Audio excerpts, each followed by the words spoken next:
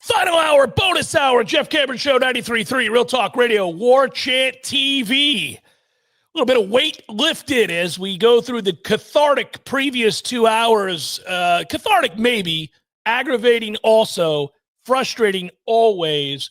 But, you exhale in hour 3. We divert our attention to some professional sports and some other things as well. Kind of meander around a little bit as we're wont to do on these bonus hours. But not having to preview another road loss does feel like an albatross that has been removed. You don't have that hanging over you, the week-to-week understanding that if it's a road game, you are going to lose. And when you play said road game and lose said road game, you're going to get the obligatory camera shot of Mike Norvell looking like a frightened child, powerless to do anything about the repeated losses on the road, stripped of dignity and responsibility, staring aimlessly to the moon, wondering, what do I say? What do I do? It's all happening again. Look at us falling to pieces yet again. And I can't do anything about it because I don't call plays and I'm not respected by these players. If I were, they would have shown up and played for me against Stanford or any of the other teams that beat us on the road. But alas, they did not. Even after I was given a stay of execution, they did not. So I'm impotent. Times are tough. And then you take that in. You see all of what I just said to be true when you look at it and you see it on the sideline manifest in yet another quizzical, crazy decision. And you think, oh, that poor man, how I want him gone, how he desperately wants to be gone. And I'm getting angrier by the minute. But now you don't have to worry about that. No, there are no more road games for Florida State. They cannot hurt you anymore. You are free Saturday to watch the serious teams play football that are still playing football, and many of the others who will not make the postseason, who are also invested and care deeply about trying to be the best product they can possibly be, unlike Florida State. So you can divert your attention to the more serious football programs in America, and you can think, I will go unharmed today. Unless, of course, you wager some money on some of these teams and they let you down. But alas, that's all part of the fun. So continue as you were without the fear and the weight, the ominous signs hanging over you that soon kickoff begins for Florida State. In which location this week? None. No location this week. So you're safe. It's okay. And doesn't that make you feel better? Don't you feel better, Tom? It's remarkable how much better I feel because we'll talk about these things over the next 9-10 months, and we'll do it from the laboratory rather than the field study. And I'm so glad to be back in the laboratory because, we'll have one more round of these talks on some of our shows outside of this one. But I have to tell you, just as a human being, talking about these negative existential crises from this show, then the Smash, and the Warchant Report. And this show is not just one day a week. It's several days a week. The bonus hour even made it into there. Usually that was reserved for other sports, but we had to talk about that in the pregame show and the postgame show. And it just drives you batty, man. It really does. And it doesn't mean that anything is fixed magically on Monday, December the 1st. But I got to tell you, as a human being, I'm so thankful that we're taking this back into the laboratory and we're watching it through some glass. We're seeing what's going on the other side of the glass, rather than having to feel the feels of watching them fail over and over again, and to know that this mountain that they're trying to climb, they haven't even gotten out of the valley. They're still standing in the same place they were last year. So I look forward to that discussion not having a 7-day-a-week hold on my life. And I think a lot of people probably feel that way too. But that's one thing from the privilege of what we get to do is there's a dark side to anything. And that's the dark side of this year. It's like it follows you. You wake up on Saturday, you're like, all right, it's game day. Oh, God, we're on the road. Oh, God, we got to talk about it after the game's over. Now, we'll break down this recruiting class. It might have 30 kids in it. Who knows? And then we'll take a look at the portal and the front office. And you know what?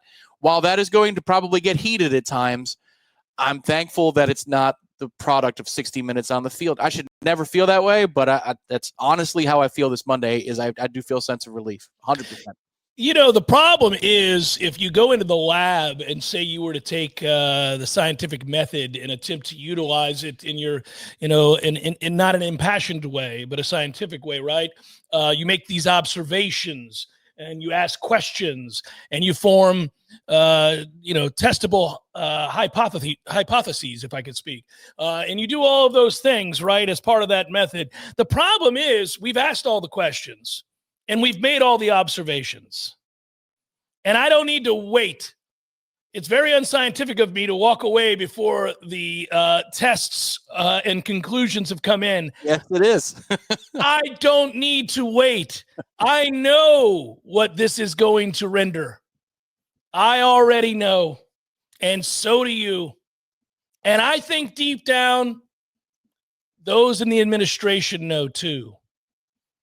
And yet, they continue. And it's so, so frustrating. Well, part of the scientific method is while you may know something, you must take it to its conclusion. And look, we're not the ones that are issuing hypotheses.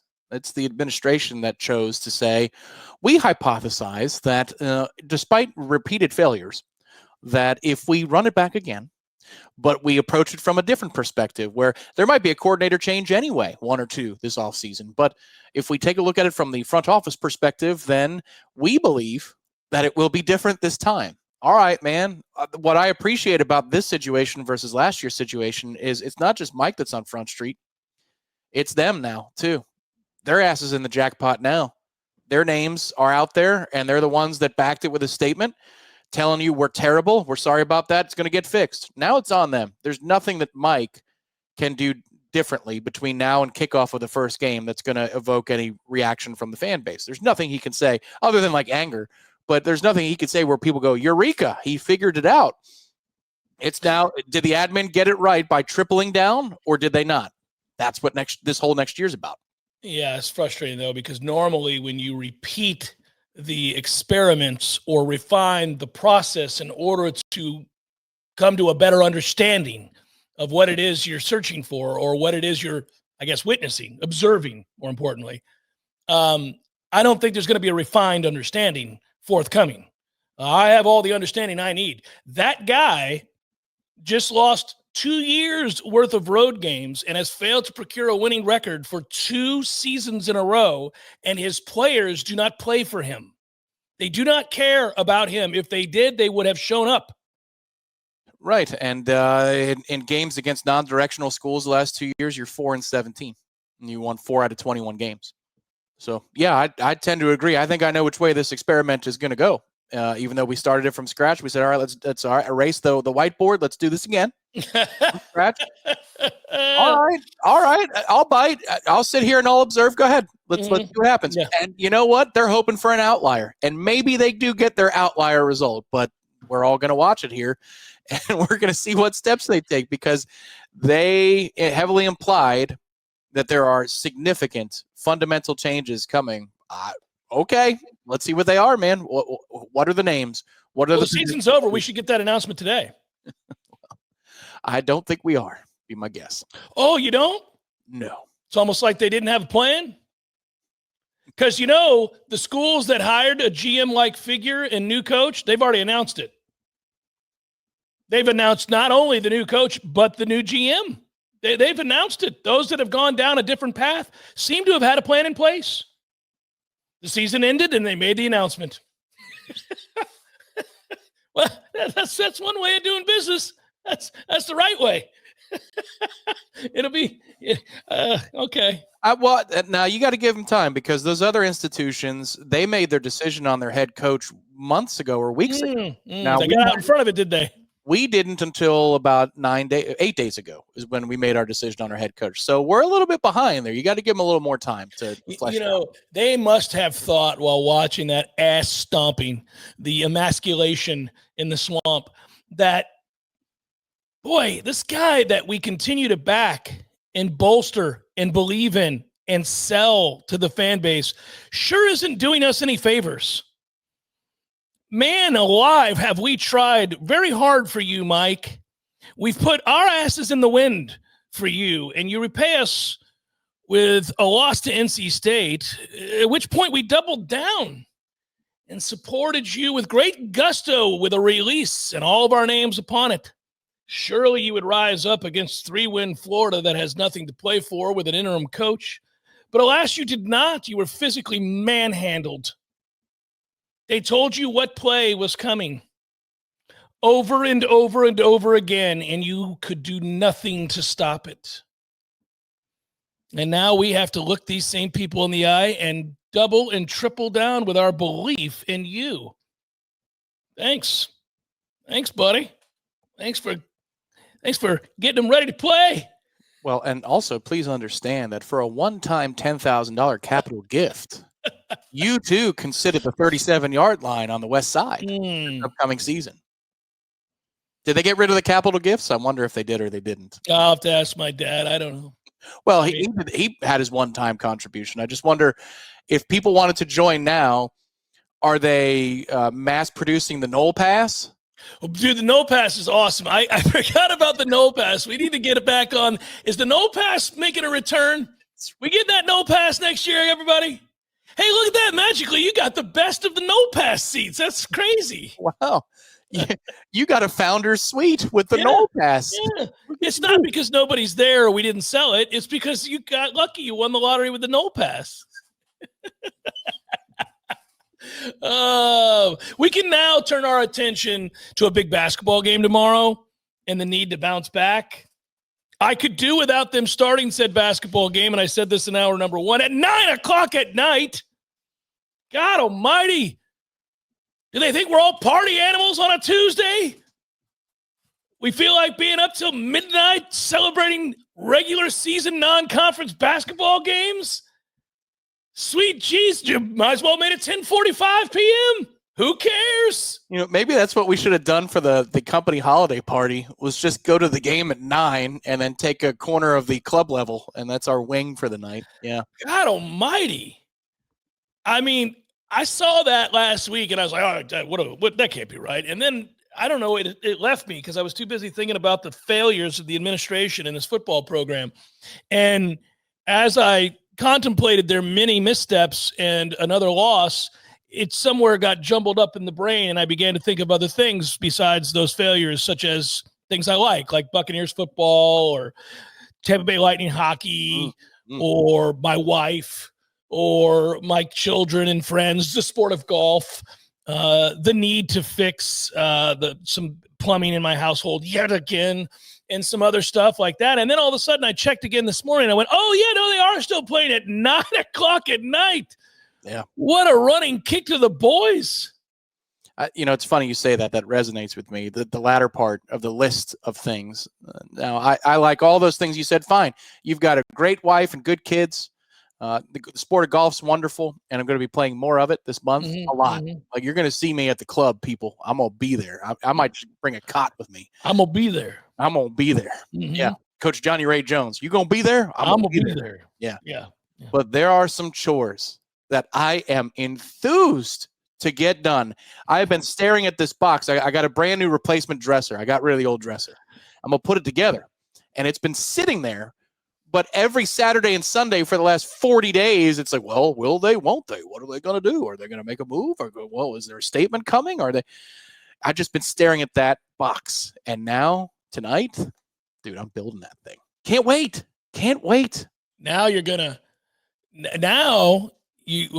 in addition to getting things built in your condo, you're going to, as you said, I'm going to be there.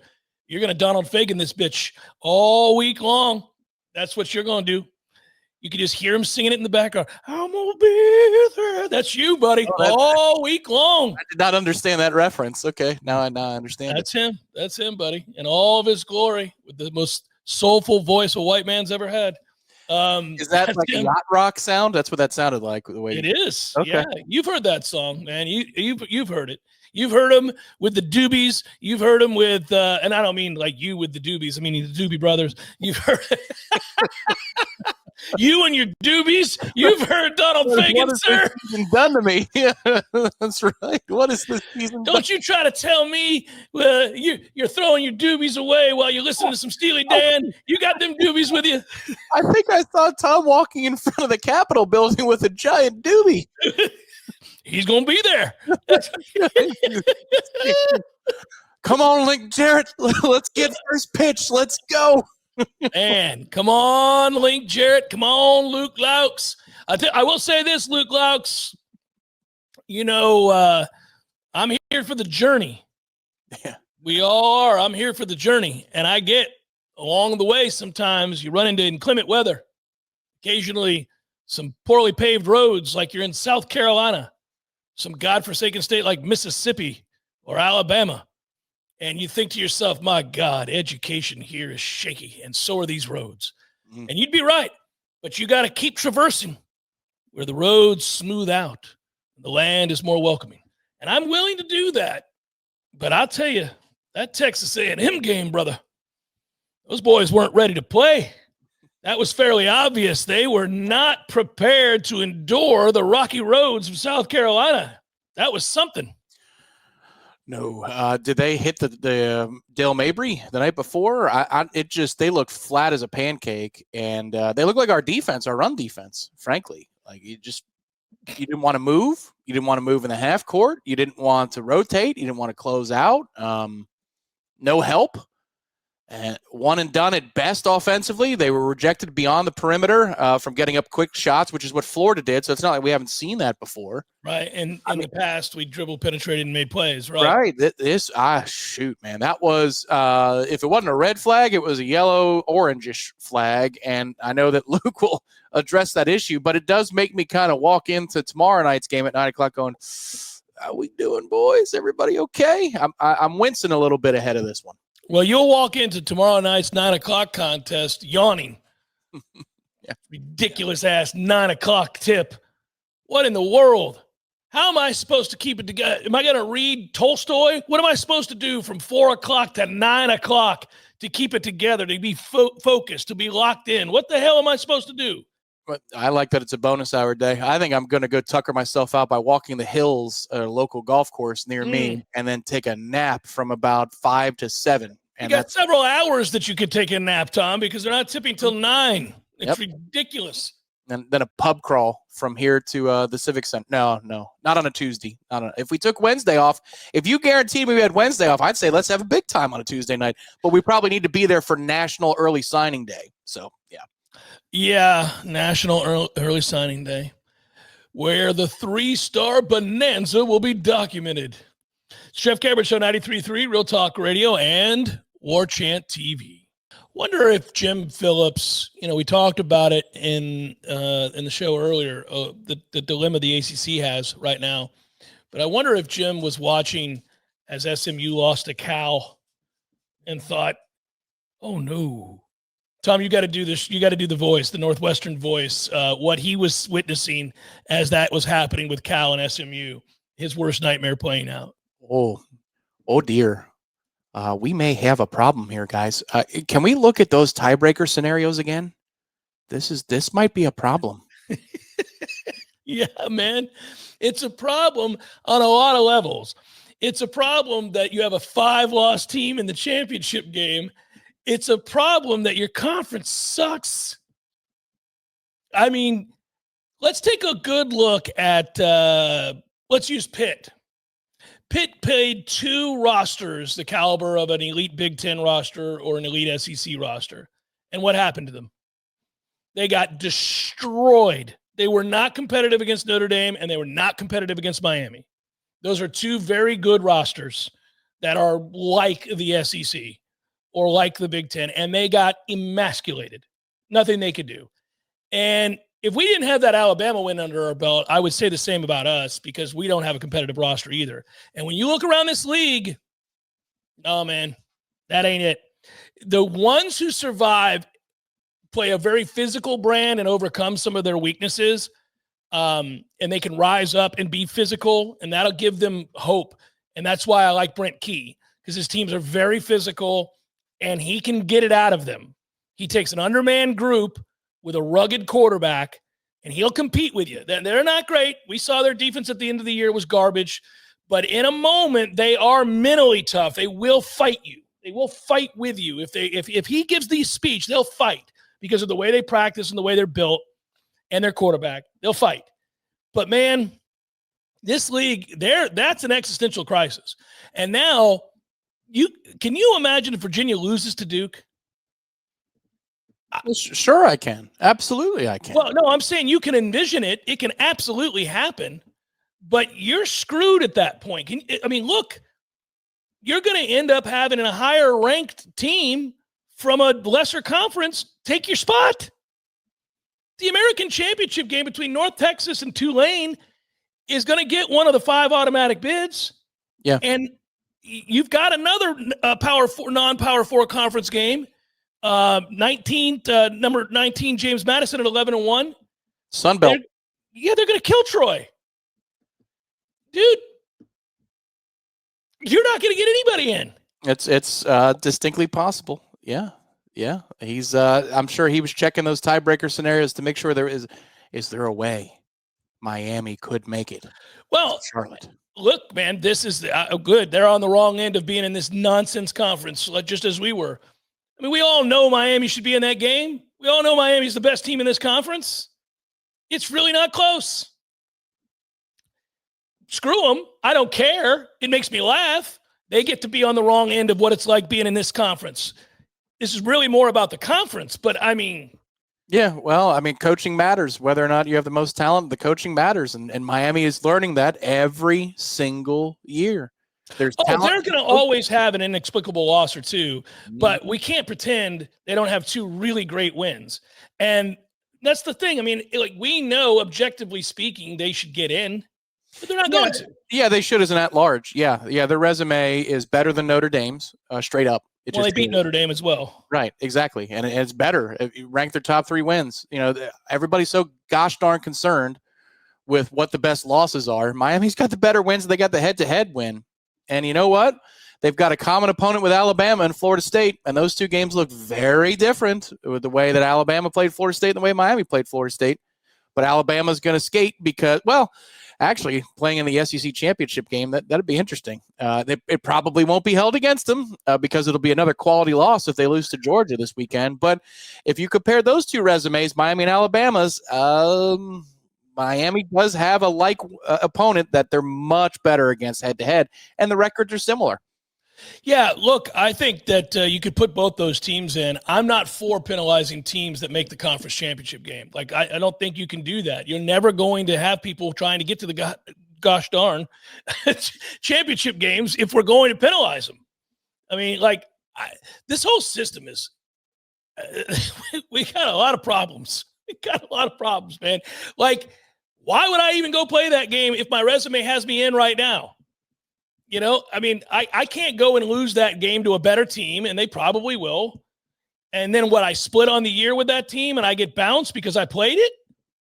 Yeah. No, it's an interesting spot to be. For example, if Texas Tech is bumped up inside the top 4 this week, which they're going to be bumped up inside the top 4 anyway because you got Indiana and Ohio State playing each other head-to-head.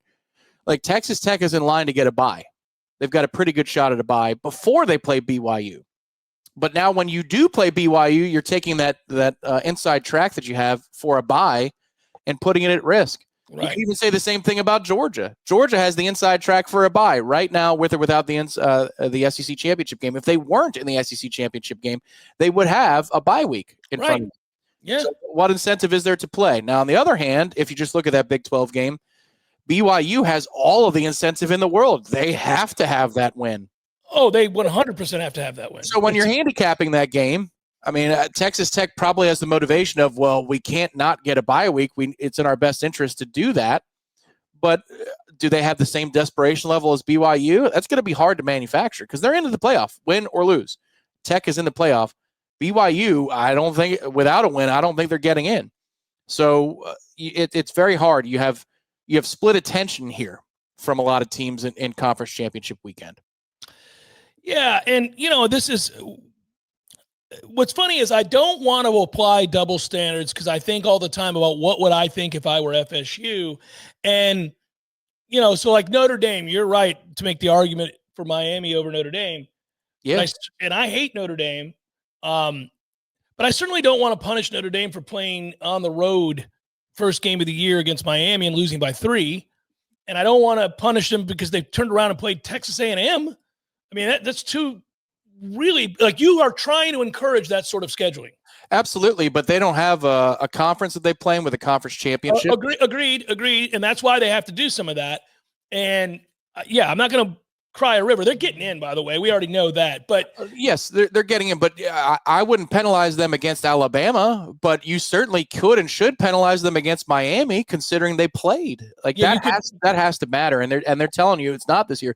They're about to torpedo the head-to-head thing this year. They're about to. But they've already kind of told you that before. That it doesn't ever come down to head-and-head unless they have you in the same tier.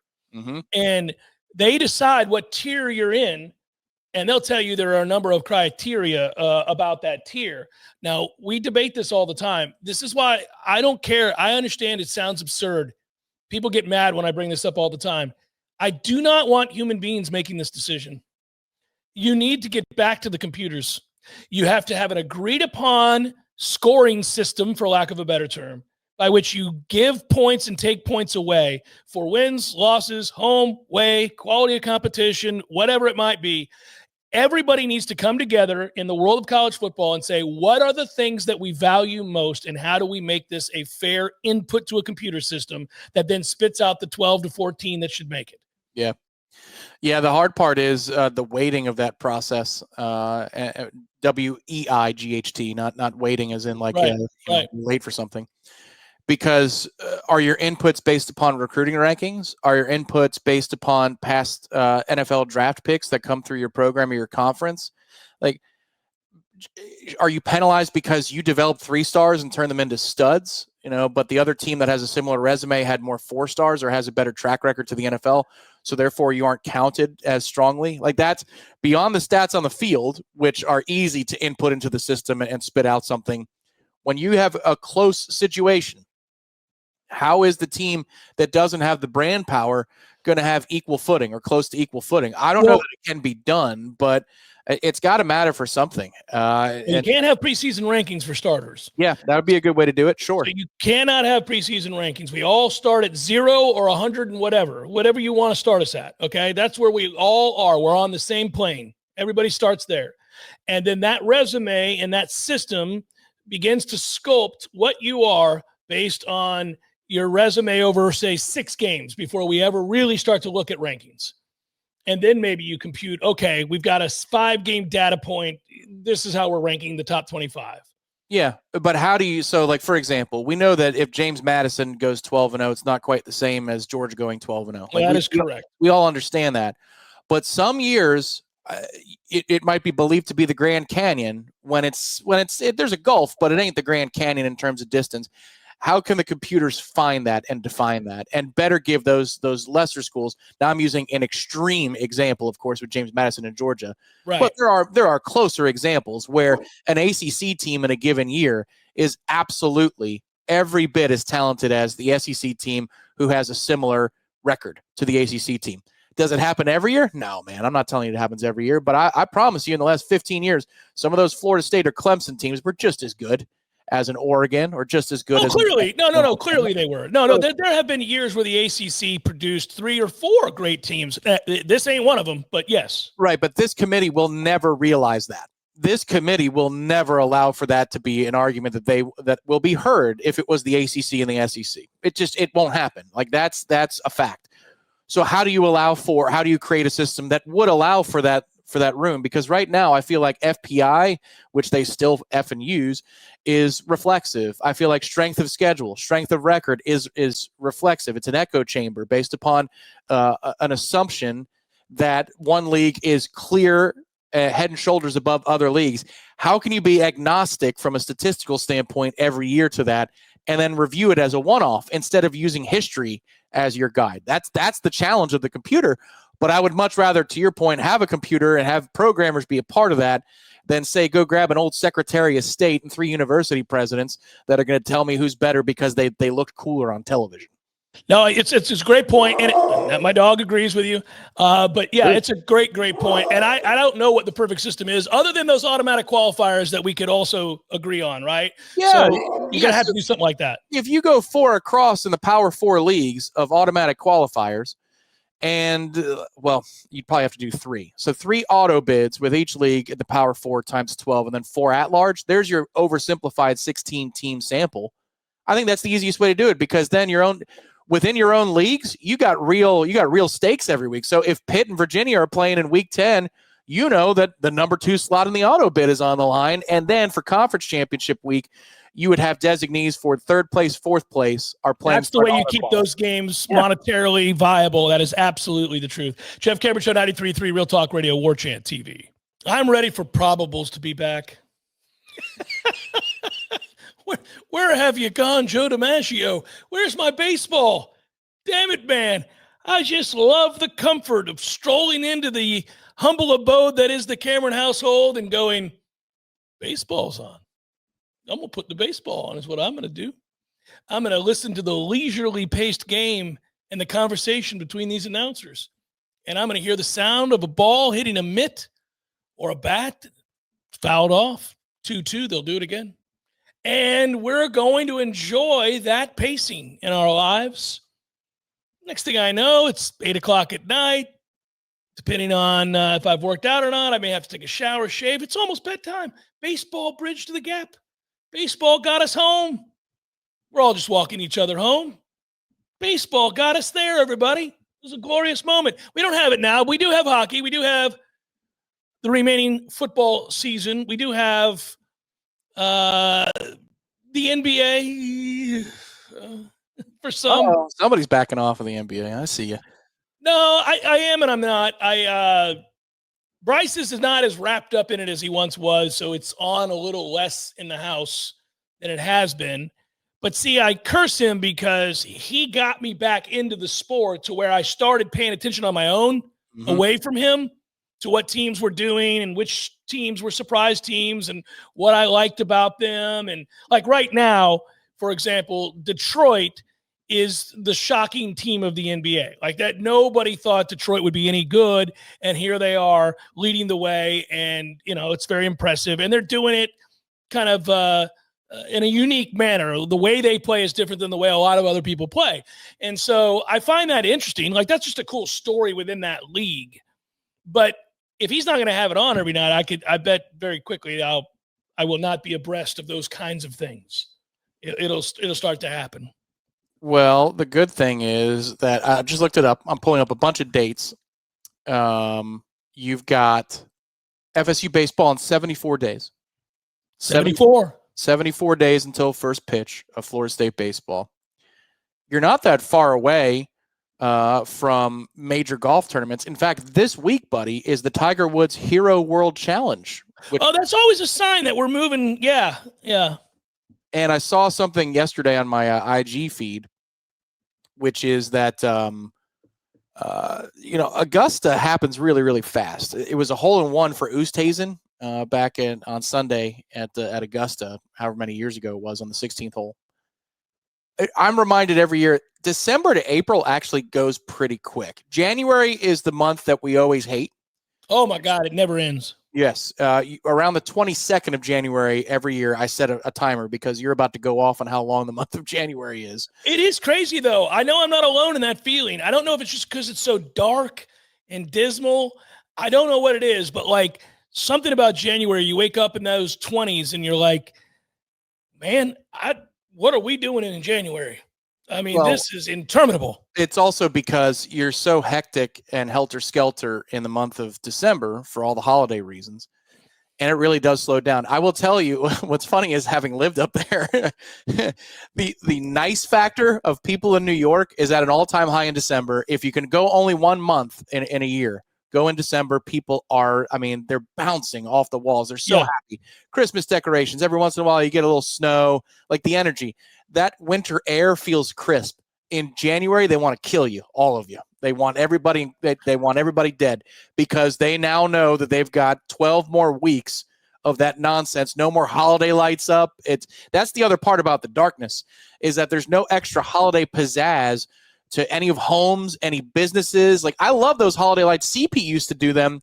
Remember over the Vegas wall area? Oh, like, holiday lights make you feel good for weeks on end. It was almost like a little net of those soft yellow lights over the pit where you watch the Vegas wall. And it is magical. And then when those are gone, you just feel like you were abandoned by somebody you love. You're like, this is My wife puts up all of our Christmas decorations. So like, if you look behind me, that's Snoop and then Elf on a Shelf, I think. Yeah. So like we have the Snoop one and we have the Elf on the Shelf. I used to tell the story on the air about how I terrorized my kids with the Elf on the Shelf. Yeah, you did. That was when I was interning. What exactly did you do? I forget these things. I forget what I named him. I think I named him like Felipe or something like that. But anyhow, and you said like he would get you if you do something. No, it wasn't that. No, it wasn't that sinister. I said that that he was watching. So like Santa, you had to behave because the elf would report back to me if you were doing things that you weren't supposed to do. This is when they were little. And I never realized it, but what I was doing was forging this animosity between Bryce and the elf. And Bryce, we began to look at the elf not as a wonderful thing that came during the holidays, but as a ominous presence in the household. And I didn't realize that he was forging a plan. And this is the greatest. This is when I was like, man, he's going to make it in the world. This is awesome. He had come. There had to have been an inflection point. Something, maybe the elf looked at him because I would move it around the house. It would be in different places. And I'd be like, can you believe he's there? What's he doing? He moved last night. So they were convinced that he could move, that he could, fly or do whatever he had to do. Cause I'd put him up on shelves or he'd be, or he'd be up on top of the fridge. And then all of a sudden he'd be in Bryce's room on top of the closet door. And then he would be in, Clark's bedroom. And anyhow, on top of the closet door is especially creepy. Like that. Yeah. That's over the line, I think. Because closet doors are freaky anyhow. Yeah, right. So what's he doing in the closet? I don't like that. So I would do that kind of stuff because I thought it was great and I like to terrorize him. And we had fun with it. But he had decided that he had to go, that the elf was going to be killed. And this is, if Bryce could have been Robert De Niro in Goodfellas with the cigarette, there had to have been a moment for Bryce where he was like, in that moment, Bryce had decided, I'm done with you. You got to go. You got to go. And so one day, late afternoon, early evening, I'm walking down the hall. And in those days, we always left the kids' doors open. You couldn't close your door if you were in your room because you're little. I can't have something happen to you and, and all that. Yeah. So the doors stay open. And I'm walking down the hall to get to the master bedroom, and Bryce's room is across from our room, not far from our room. And I look into his room. I thought he was in there, and it's quiet, and I don't hear anything. So I look into his room, and I don't see him. The curtains are open, and I can see out to the front yard. And there's Bryce in the front yard, out by the street where there is the water draining sort of ditch that runs along the side of the roads. He's got a little mini shovel and he's burying the elf. He's already shoveled and he's putting him in a grave. That is evil. He is going to bury him alive. He's done with him. I like the idea of the moment of putting his hand on the elf. Like he's scared. He's like, don't you move. Yeah. Like the way we would approach a bug. Like, don't you move. Right. Hey, right the hell there. I'm going to get you with this shoe. And like, he's, he had maybe ran away and he comes back up. He's got to get over the fear of being able to touch the elf. Yeah. The elf not, leaping at him or making some sort of movement. The fact that his evil intentions are what lay in store for that elf once he got his hands on him. The intentionality, I got you now. Oh, you're not going to wiggle, are you? Okay. We'll see what becomes of you, buddy. That's how we're going. Out to the front yard we go. I'm going to bury your ass. You're not spying on me anymore. And that's the way that it went. And it was hilarious. I ran out there. I go, what are you doing? He's like, I don't want him in the house. I'm done with him. I don't want him in the house. And I felt so bad. I was like, son, come here. And then I finally told him, I was like, it's nothing. It's an inanimate object. It's not real. He can't fly around. I'm moving him all around. This is but he was so little. I mean, he must have been like 3 or something like that. He's just staring at me like, what? I'm like, it's not real. It's not. Kentucky fired Mark Stoops, and I did not want the day to get away from us as we get set to wind down and say goodbye without pointing to the latest kiss my ass on Main Street moment. Mm-hmm. We've got a kiss my ass on Main Street moment, and you say, how much ass kissing? Oh, I'll tell you how much ass kissing, to the tune of, double check. He's 58 years old, and he was just cut a check for $37.5 million. Kentucky has that kind of coin, huh? I don't know how they came up with it, Tom. Okay. Of course, Kentucky lost their final game of the year to Louisville 41-0. And the administration decided time was now.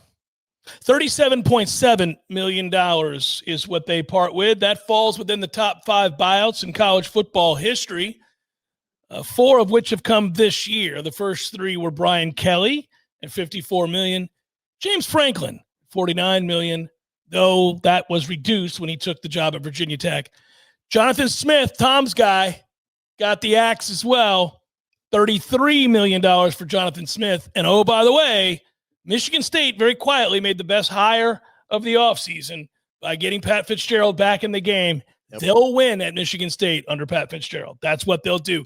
And oh, by the way, they also showed you how to have an effing plan, because when they made the announcement that their coach was not being retained, within 24 hours, they told you who the new coach was and all the other changes, because, they had thought it through. They had made that plan.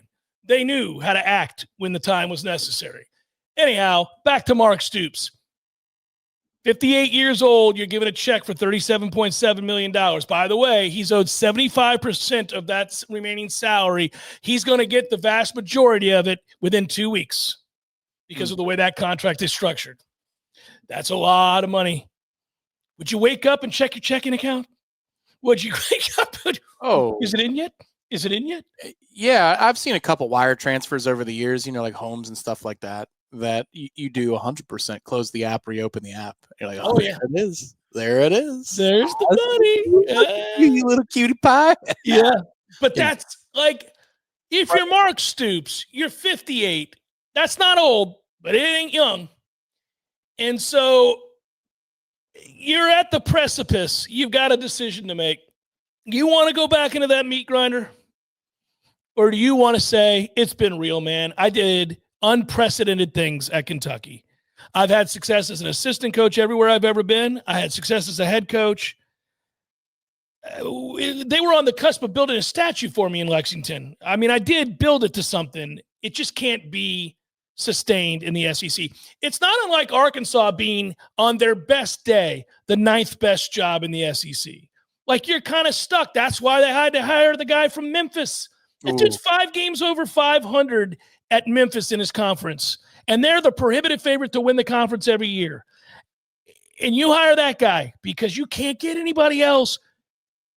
Boy, do you think Mike Norvell looks at that situation and goes, so the guy who replaced me at Memphis, who came into my building and beat me, gets the Arkansas job. Mm-hmm. Yeah. Well, hey, guess what, everybody? The Memphis job is open. Mike, the Memphis job is open. Get on the horn with your people. You know they want you back, and we want you to take that job. Go to Memphis. Run into the arms of Memphis. They loved you, and you loved them. Clearly, you prematurely parted and you have longed for one another ever since. You've pined secretly. At night, you've thought to yourself, if only Memphis and I could talk one more time, we might dance. We might dance and appreciate what we had with one another. Look, there's still time. There's still time. Good work out of you. Thanks, everybody. Be well. Have a wonderful night. Monday Smash with Tom and the recruiting guys tonight. Peace.